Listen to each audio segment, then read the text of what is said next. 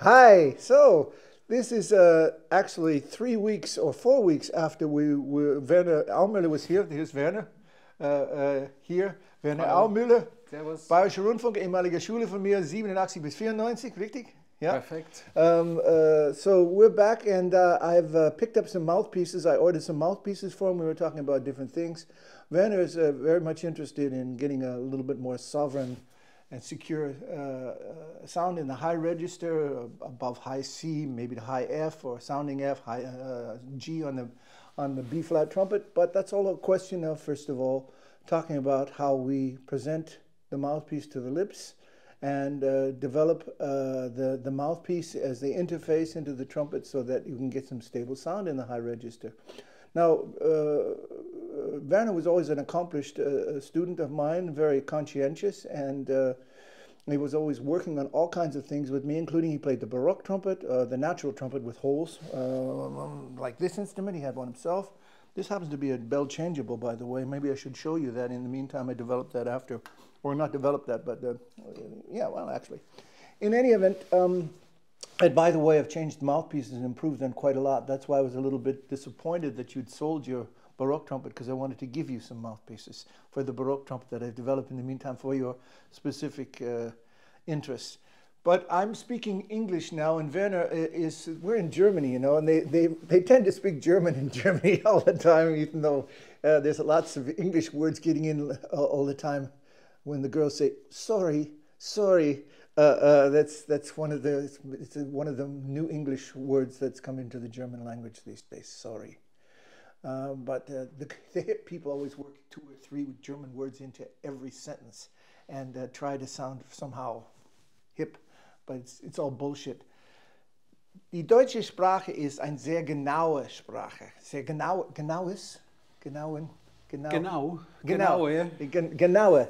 Ja, es ist genau, aber es ist eine genaue Sprache. Ganz genau. Immer entscheidend, was du sagen willst. Ja, genau. Because often the verb, der Verb ist immer am Ende von der Satz. So you can have a sentence like 2 pages long. There's works from Hermann Hesse zum Beispiel, der Glasperlenspiel oder Siddhartha oder so und so weiter, wo es ein Satz 2 Seiten lang ist, ein Satz. Und das Spannende ist, du weißt nicht, was meint, bis du dann zu dem Verb kommt, zum Schluss. Weil es bedeutet, was alles vorher dann, worum alles vorher ging. Worum alles vorher ging. Und heute geht es um Mundstücke. Yeah, okay. Werner wants to cut to the chase. It's called, yeah, cut to the chase. Also, okay, Werner, natürlich. Ein Teil von dieser YouTube, some of these YouTubes basically are there just to give you a chance to, get close to the people. Somebody's sitting in their kitchen or in their living room and looking at a YouTube, and it's personal for them. And so what I'm trying to do is be upfront and personal with you, and try to get people like Werner to help you to understand that it's always about something that's very personal. Playing the trumpet, and especially the mouthpiece, is a very personal thing. I talked to Maurice Andre one time at the Frankfurter Messe, and I said to him, Mr. Andre, can I have a look at your mouthpiece? And he said, oh, mouthpiece is a very personal thing. Now, he had an interesting mouthpiece, Maurice Andre. He had a mouthpiece that had an extra part that was soldered on the top. Not the bottom, but it was soldered onto the top of the mouthpiece, so he could more Auflagefläche auf der Oberlippe, so he could have more it's in German Auflagefläche. In English, it would mean we have a greater area displacement where he could apply the pressure to the top lip. And actually, I've had some interesting mouthpieces made for me. I had one made. This is a non-concentric mouthpiece that was made for me by a man in Vancouver. Actually, he was a dentist. And you can see here, Werner, you see how it... Okay. Very interesting, huh? Now, he had to make it for me. I met him in Banff at the International Trumpet Guild Conference. And that was quite an interesting thing because it was the first time it was in Canada. It could be, I have to polish it a little bit, but you can see that this side is different than that side. But because my mouthpieces are so big, he had to have it made and then sent it to me later because the cross-sectional diameter is so big for my mouth. But it's the same cup, it's just that the rim form is different, this side. So the idea is where you place it on the lips, this way or this way. If you do it this way, you get a high pressure point here. If you do it this way, you have less pressure here. The idea was that you should have less contact here to tighten, to learn how to work more with the corners of your mouth to play, which is a certain concept that some people think is important to develop embouchure, but I'm not really quite sure. I was very grateful for this man to make this mouthpiece for me, and he made it in my size, and as a matter of fact, it's an RG mouthpiece. It's a rotary valve mouthpiece, so we can talk about it later. As a matter of fact, I think I gave it to him when we were there in Banff, and he took it and then had it turned on his computer. Aber ist die Idee gut? Findest du die Idee gut? Funktioniert's? For whom? Für wen? Ja, für In welchem Zusammenhang? Ja, auf ein Konzert würde ich dann nicht spielen. Es ist ein Training-Mouthpiece. Das war die Idee. Okay. Aber für dich habe ich Mundstücke machen lassen. Aber zuerst wollen wir ein bisschen, excuse me, Mike, maybe you should go over there for a second. Werner, remember when we used to work in my studio in Hofstrasse 13, just warming up with a mouthpiece? Now you haven't played today, so why don't you take a mouthpiece so we can...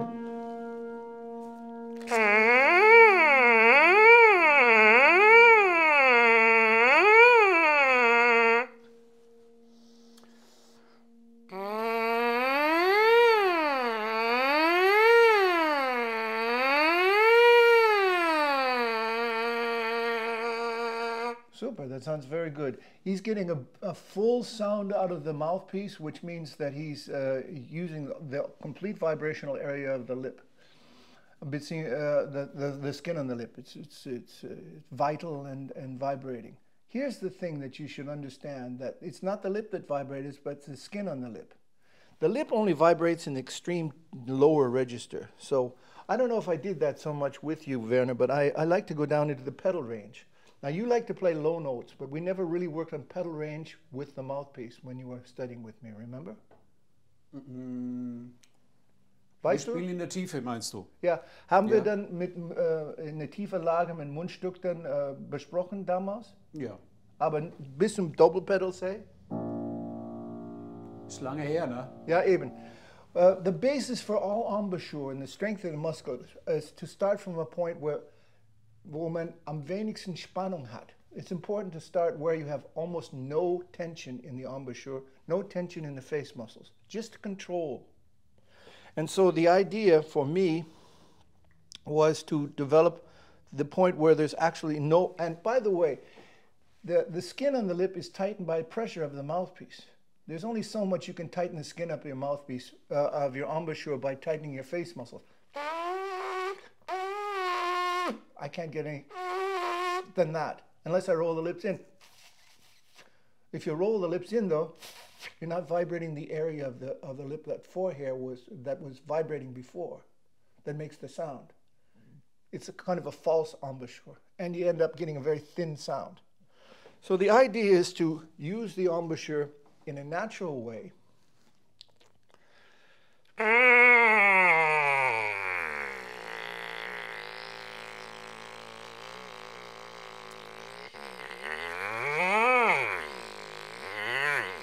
Now, your friend Moritz, remember? He was your tuba friend, Moritz. What was his last name? Moritz? Morris? Kilian Moritz. Kilian Moritz, yeah. Now, Kilian played the tuba, right? And so basically, this is the tuba range.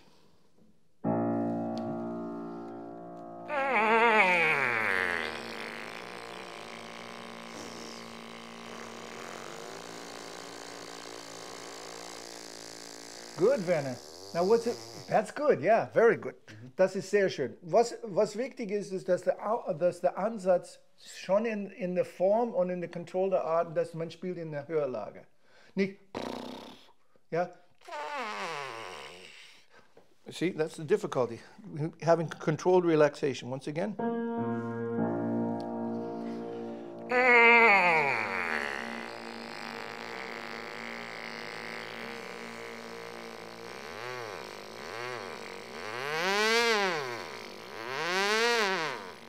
Can you do that, Werner? Excuse me. Let me. Good. Back up. Noch oben.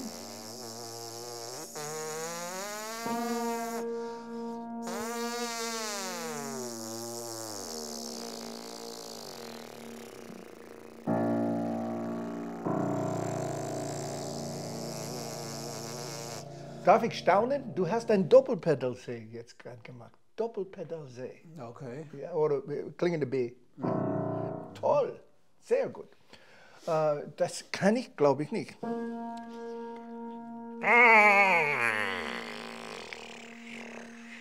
Kann ich nicht. Das hast du über mich. Also noch einmal. Ja, ja, not bad. Once again.